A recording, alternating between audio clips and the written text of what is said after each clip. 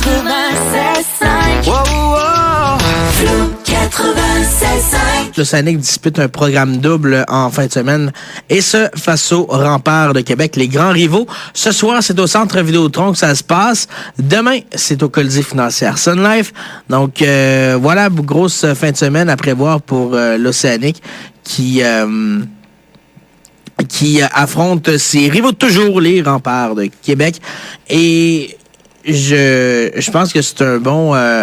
peut-être un bon gauge pour les joueurs de l'Océanique, parce que les Remparts ont eu un très bon voyage en Abitibi, et ils n'ont fait qu'une seule bouchée des Foreurs. Et j'en parlais hier, les Foreurs ne sont, on dirait, pas l'ombre d'eux-mêmes. J'ai l'impression que tout le monde considérait que cette année, c'était l'année où on prenait la marche supplémentaire que ça leur prenait pour passer à la prochaine étape.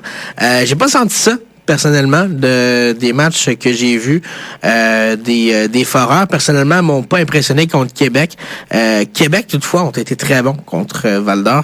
Donc, à voir. Mais ouais, les Remparts qui sont qui peut-être ont une vedette qui traîne la patte. Je parle ici de Maddox Dagenet, qui n'a toujours pas de but cette saison pour les Remparts en 5 rencontres.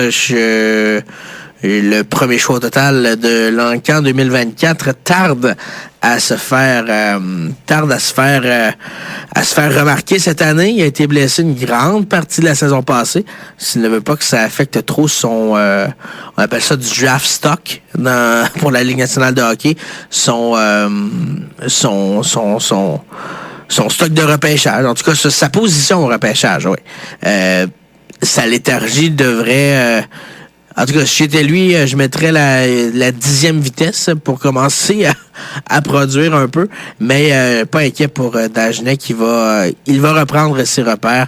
Mais c'est sûr que quand tu perds des gars comme Justin Côté qui était là l'an passé pour les Remparts, c'est sûr que ça te fait mal l'année suivante.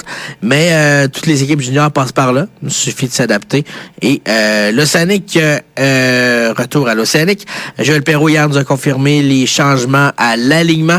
Donc, c'est confirmé. Alex Massé et Maxwell Branton ne disputeront pas la rencontre de ce soir. C'est William Lasselle qui sera d'office devant le filet. On veut donner un match à domicile pour Mathis Langevin, qui était très content d'être revenu à Rimouski. En passant, hier, il était tout sourire avec nous, membres des médias. Il a très hâte de garder les buts. Il nous a parlé d'altitude également au Colorado. Il a dit que j'ai demandé, c'est vrai, ça fait-tu vraiment quelque chose? Et il m'a dit, quand il est arrivé là-bas, il arrêtait pas de faire des migraines, mais il s'agit de rester hydraté. Donc, pour maintenant, vous le saurez, si jamais vous voulez aller au Colorado. Et voilà donc les propos de Mathis Langevin. Sinon, Joël Perreault nous a également mentionné... Il a dit un mot là, sur la rotation des gardiens de but, là, comment ça allait fonctionner cette saison avec le retour de Mathis Langevin. Et j'aimerais vous faire écouter la cote, mais je l'ai pas avec moi présentement. Je veux juste... mais je l'ai mis dans mon bulletin de sport, mais j'ai oublié de la sortir, complètement oublié de la sortir. Donc, ce sera pour un autre tantôt, cette cote-là, mais je vais absolument vous la faire écouter. Elle est bonne, là. Elle est pas juste bonne pour la fin de semaine, elle est bonne vraiment longtemps. Donc, je vais aller vous la rechercher, puis je vous la ferai écouter lorsqu'on le pourra. Ah, mais je pense qu'on peut. Ce sera pas long. Je pense que je peux la retrouver. Donnez-moi 2 petites secondes. Je suis certain que je peux vous la faire écouter ce matin. Mais voilà, je vais aller dans ceci. C'est mon logiciel comme ça. Ouais, c'est ça? C'est ça ici? Ouais, je pense que oui. Ah oui, je vais pouvoir la retrouver, visiblement. Ouais, voilà. Comme ça ici. Voilà. Ce sera pas long, là. Donnez-moi 2 petites secondes. Je vais vraiment vous la faire écouter, cette cote-là. Je la trouve excessivement intéressante. Et donc, on fait ça pour vous également, chers auditeurs. Donc, voilà, les joies du direct également pour cette fameuse cote de Joël Perreault. Et voilà, c'est c'est cette cote-là où Joël Perreault parle de l'importance d'avoir 2 très bons gardiens, de leur utilisation également. Donc, oui, je veux l'insérer comme ça ici dans le logiciel qui nous permet, nous, de diffuser des choses en ondes. Et ça ne devrait plus tarder vraiment. Comme ça. Et c'est-tu là-dedans? C'est-tu là-dedans? Non, ce sera pas là-dedans. Ça va être dans l'autre section, comme ça ici. Et voilà, c'est-tu? Eh oui, il devrait là. Voilà. Donc, je vais pouvoir vous la faire écouter dès maintenant. Désolé pour le temps d'attente. Voilà, donc Joël Perreault qui nous parle de l'utilisation de ces 2 excellents gardiens de but pour la saison 25-26. On sait que les 2 veulent goaler, mais les 2 savent aussi que chacun veut goaler. Fait que c'est sûr qu'il va y avoir une rotation qui va se faire. Il n'y a pas de secret là-dedans. Puis tout le monde vit très bien avec ça. Après ça, est-ce que ça se peut que quelqu'un, au moment donné, ait 2 ou 3 départs de suite parce qu'il y a eu des performances plus dominantes? Oui, mais ça veut pas dire qu'on perd confiance en l'autre. Donc là, de ne pas avoir eu Mathis pendant un certain temps, ça permet à Will de goaler. On a vu à quel point Will peut être dominant. C'est la même chose pour Mathis. Il va jouer. Bon, on va être en confiance devant lui. Avec le hockey qu'on a à jouer dans les prochaines semaines, on s'en va 3 en 3. On s'entend, on a besoin des 2. Souvent, c'est des back-to-back, soit à la maison ou sur la route. Idéalement, tu as besoin des 2 gardiens. Donc voilà pour cette cote de Joël Perreault. Je trouvais ça très intéressant là, qu'il ait abordé le sujet de lui-même hier concernant l'utilisation de ces 2 gardiens de but. Maintenant, on le sait, il y aura rotation entre les 2 cerbères, mais ça ne veut pas dire que un gardien ne pourra pas garder les buts 2, 3, 4 matchs de suite si jamais les performances sont là. C'est ce que je vais faire écouter de la bouche du coach en personne. Allez, Montréal! Allez, Montréal! Allez, Montréal! Allez, allez, allez, allez, Montréal!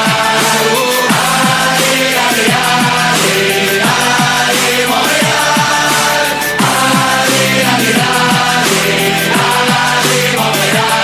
On veut gagner! On peut gagner! On va gagner! Allez, allez,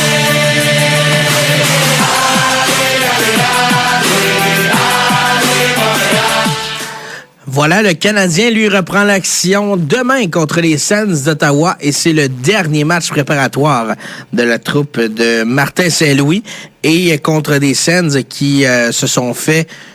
ça fait 2 matchs de suite que les Sénateurs se font absolument humilier en match préparatoire. Ils viennent de perdre par la marque de 7-1 contre les Blues de Saint-Louis. Tu perds 7-1 contre, je sais pas moi, les Knights de Vegas, contre l'Avalanche du Colorado. C'est un peu louable. Mais là, les Blues de Saint-Louis, come on, là. Ils avaient perdu leurs 3 matchs préparatoires en plus.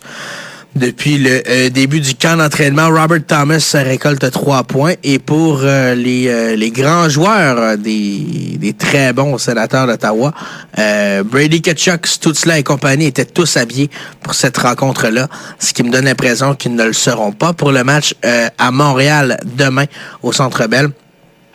Et savez-vous quoi, je pense que c'est tant mieux. Donc, pour cette rencontre-là, je pense qu'il faut pas que les joueurs vedettes se blessent. Laissons les fiers à bras là, qui veulent mettre le brouhaha eux-mêmes et laissons les joueurs vedettes hors de tout ça. Je pense à Nick Cousins qui a tenté délibérément de blesser Ivan Demidov dans le match à Québec et les Sénateurs qui ont rappelé 8 joueurs que ça a tellement pas rapport. Et je sais pas si vous le saviez, mais ça, ce soir, les Sénateurs de Belleville ont un match préparatoire et avec les rappels là, pour que les joueurs soient là à Montréal pour brasser un petit peu le Canadien, là, ben, ça fait que leur équipe de la Ligue américaine devra compter sur 11 attaquants, sur 6 défenseurs et sur 3 gardiens de but. Ben, là, 3 gardiens de but, c'est bien correct, là, mais tu te prives de 2 extras à la défensive et tu te prives d'un attaquant juste pour, en tout cas, ça me sidère ce mouvement de personnel-là. Dois-je en dire plus? Mais Canadiens et Sénateurs, ça devrait brasser pas mal. D'après moi, Martin Saint-Louis laissera assis ses grandes vedettes à la Nick Suzuki, à la Cole Caulfield, à la Juraj Slafkovský, Lane Hudson, Ivan Demidov. Je sais que c'est plate, mais je pense que ce sera nécessaire. Ça fait 2 ans là, que les Sénateurs sont comme ça et je pense que le message vient de passer. Je me souviens, l'an passé, on était dans une situation identique où les Sénateurs avaient fait le même coup aux Canadiens et pour le dernier match préparatoire, lorsqu'on parlait de ce dernier match-là, on se demandait justement si les vedettes allaient être en uniforme, pareil comme cette année. Et finalement, le verdict avait été de laisser assis les Suzuki et compagnie. Donc, est-ce que ce sera le cas?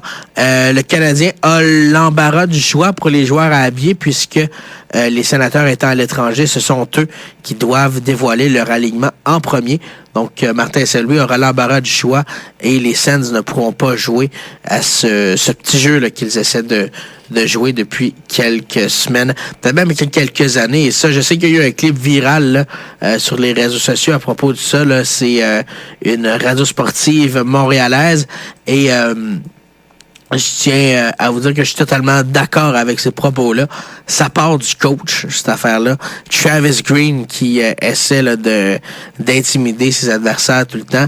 Et Gilbert Delorme, pour ne pas le nommer, disait que quand il jouait, Travis Green, c'est un jaune, il foutait le bordel, puis quand venait le temps de répondre à ses actions, il se cachait, se mettait en position de tortue.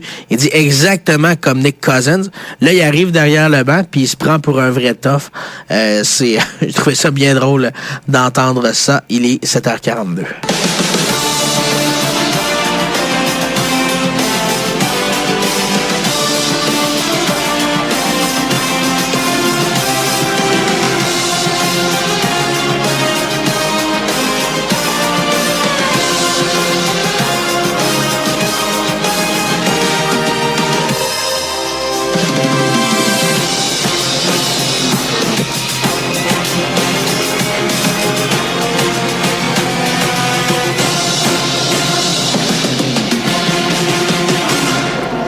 Grand Prix en fin de semaine, retour de la Formule 1, ça fait du bien. Voilà, c'est fin de semaine le Grand Prix à Singapour. En fin de semaine, les séances d'essai libre, la première séance d'essai libre vient tout juste de se terminer. Il y aura les qualifs demain et la course dimanche. J'ai l'impression que en fait, n'importe quel résultat où McLaren se retrouve sur le podium leur assure le championnat des constructeurs avec le circuit de Singapour qui est très adapté à la McLaren. Ça me surprendrait que ça n'arrive pas. J'ai l'impression qu'on va revoir un 1-2 McLaren. Lequel sera dans quelle position? J'ai l'impression qu'Oscar Piastri a des choses à se faire pardonner pour son Grand Prix à Bakou, qui a été absolument désastreux en Azerbaïdjan. Donc, il y a des choses à se faire pardonner. Et lorsqu'on met de la pression sur Piastri, il répond. C'est pourquoi j'ai un excellent sentiment concernant mon pilote favori de la grille. J'y vais avec une victoire d'Oscar Piastri en fin de semaine à Singapour. Et avec ça, avec une victoire d'Oscar Piastri, j'ai l'impression que le championnat devient de plus en plus possible à chaque fois qu'il bat son coéquipier Lando Norris, qui, je crois, terminera sur le podium, mais pas deuxième. Je vois une Ferrari sur le podium en fin de semaine. Est-ce que je suis complètement cinglé ou est-ce que ça va arriver? Et savez-vous quoi? Je vais y aller d'une prédiction comme ça. J'ai l'impression que ce ne sera pas Charles Leclerc. J'y vais avec une deuxième place pour Lewis Hamilton, qui a toujours beaucoup aimé ce circuit de Singapour. J'ai l'impression qu'il se retrouvera sur la deuxième marche du podium. En troisième place, j'ai Lando Norris. Et pour compléter le top 5, là, j'ai quatrième George Russell et cinquième Max Verstappen.